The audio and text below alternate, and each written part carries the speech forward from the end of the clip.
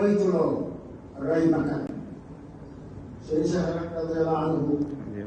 daana wax ni di fa demoo ba àllaaxira yàlla vérifié seen dossier ni la reyoo bakkan bu sa xel dala boobu parce que bari na koo xam ne wax na góor loo xam ne yóbbu na ko àllaaxira moo tax mbokk yi dañu góorgóorlu baax a baax ci rafetal waaw nañu góorgóorlu ci rafetal nañu góorgóorlu ci muñalante nañu góorgóorlu ci dimbalante gis nga ina yawmal fasli kaana miiqaata yawma yunfaxu fi suur fa ta'tuuna afwaaja bis la boo xam ne bu mat a waajal ndax li tey xew bari na lool te itam bis rendez-vous la boo xam ne kenn du ko taal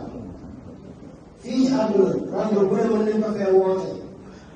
ñii mën a dem ñii ñàkk mën a dem bañ a dem waaye fële moom dem rek waaw yàllaay woote te kenn du taal ndax bari na ñoo fi foogoon naw leen lool ba yaakaar loolu duñ génn àdduna tàmbale ci Yonent bi sallallahu alayhi wa sallam wax na leen saa sa bis bi mu génnee àdduna saxaaba yëpp dañoo jooy ñii def nañu ñii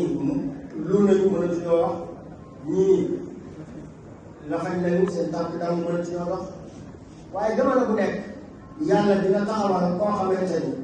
bu nit ñi leen ba bëgg a gërëm rek moo leen di tëraat ci raay di jaaxle gi tane lool ndax Yonent bi ni mu teddee ni mu màggee kan moo mën a nangu ni Yonent Yàlla Muhammad saa sa génn na àdduna kenn mënu koo nangu waaw ñii naan dafa dem ca boromam dafa def ni Yonent Yàlla Muusaa doon def rek dafay jéeyoo boromam ba nga xamante ni Sidna Abubakar radiyallahu anhu ñëw na moo ko xool daal ne ko ibqa hayyan wa mayyitan waaw yaa tedd yaa sell bi ngay dund ak bi nga génnee àdduna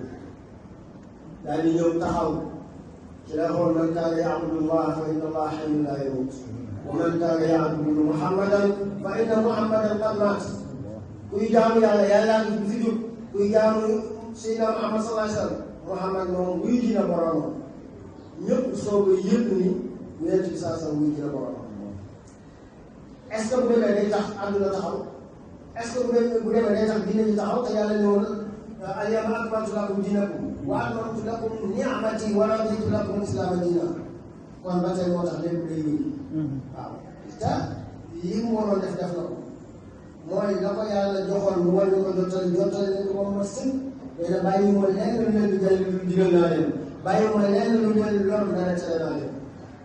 bokk na ci yëpp bokk na ci jokk mbokk yi dañu leen góorgóorlu ci jokk mbokk yi waaw am na tam mooy ñuy dimbali moo xam WhatsApp yi léegi turu famille ñu ngi ko ci tegee yu ne njàngat yëpp ñu ngi ko ci def waaw ñu mën bañ ko utiliser ci foofu musiba